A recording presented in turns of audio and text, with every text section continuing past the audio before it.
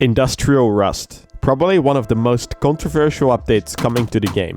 And today I'm going to show you everything you need to know about this. With the addition of 7 new items to the game, you can now automate pretty much anything in Rust. Moving items automatically and crafting things automatically. These right here are the 7 new items that are added to the game related to Industrial Rust. I will explain everything about each one of them and how they can work together. First of all, there's a new tool, the pipe tool. This item works just like a wire or a hose tool and allows you to connect industrial items to each other. It costs 2 HGram to craft, it's a default blueprint and can be crafted with a tier 1 workbench. Just like with the wire tool. You can hold R to change the color of the pipes you are placing. Unlike electrical wires, pipes can't go through walls. They can no longer go through conditional bunkers either. However, they can go through windows and doors, which can be placed afterwards. And also through small gaps, for example, through multi-TC gaps. Now you can do more tricks, but these are the basics. Now that you know how to wire pipes, you'll need something to connect them to and make the system work. For now, we'll split the rest of the system into these 3 categories. The first one is moving items. This includes storage adapter, industrial conveyor, splitter and combiner. These are all tier 1. The next one will be related to crafting items, which includes the industrial crafter, which is tier 2.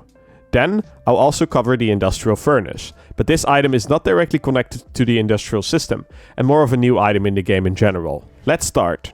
Storage adapters can pretty much be placed on anything that has an inventory. It will allow us to connect pipes to placed items, as without the adapter, you can't. Currently, storage adapters can only be placed on the following: tool cupboards, drop boxes, fridges, small furnaces, large boxes, lockers, oil refineries, vending machines, small boxes and electric furnaces. As you can see, some items have multiple sockets that the adapters can be placed on, meaning you can have more than one adapter on an item if you'd want to. Storage adapters cost 100 metal frags to craft. Storage adapters have an in and out. In for all incoming items you want to put into the storage, and out for all the items you'd want to take out. Don't worry, stuff won't just magically move out, as you'll need the next most important item to put things in motion. The industrial conveyor. For moving items, you have to see this as an engine of the system. This is the only item that needs power. See it as a big vacuum. A conveyor that basically sucks any items from adapters connected to it and outputs them. A conveyor needs one power to be able to function and has a bunch of other electrical functions. It can be turned on and off from signals. It can output a signal if it fills or passes items through, and it has an electrical pass-through, meaning you can chain other electrical things to it. By default, a conveyor sucks any items. However, a filter can be set. You can tell the conveyor to only pull up to 12 different item categories or individual items, or mixed. Per filter item or category, you can even set a maximum or minimum value that the conveyor puts or takes from a storage into a storage. This can be very helpful when you, for example, want the conveyor to fill up a storage up to a certain amount.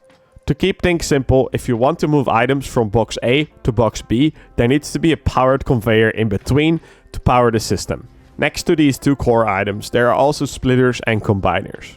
With a splitter, you can make one pipeline split into max 3. With a combiner, you can do the opposite and combine max 3 pipes into one.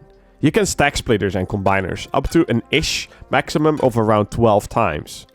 A good example to use these is if you would, for example, want to split your output, or if you want to combine boxes so a conveyor has more places to suck loot from. Fun fact, if you connect the output of let's say 12 boxes together using combiners, you only need one conveyor at the end to take loot out of them.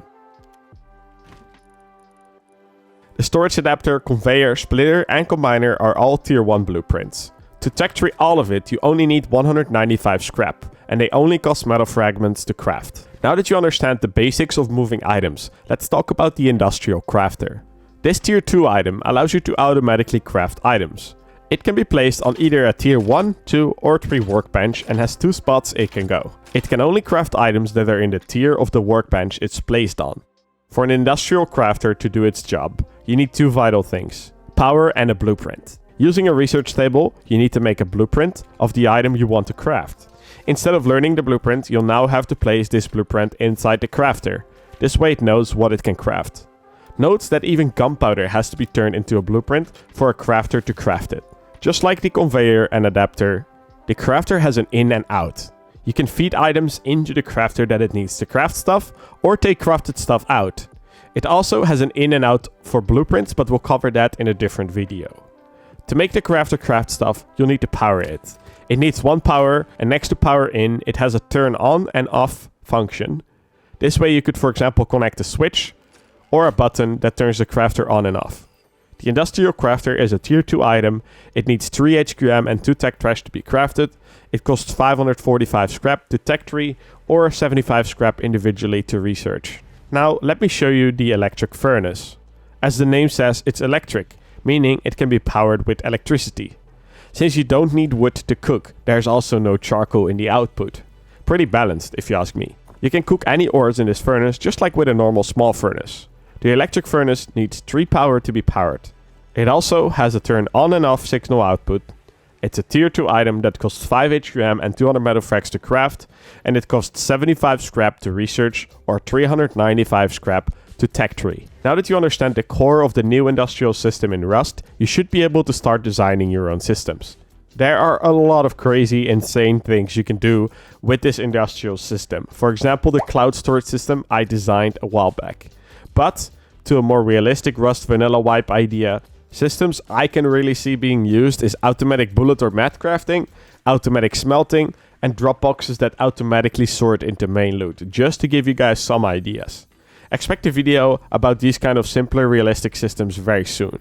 For now, if this video was helpful, I would really appreciate it if you can leave a like and a comment, and of course if you want to see more, make sure you're subscribed as well. Thanks for watching.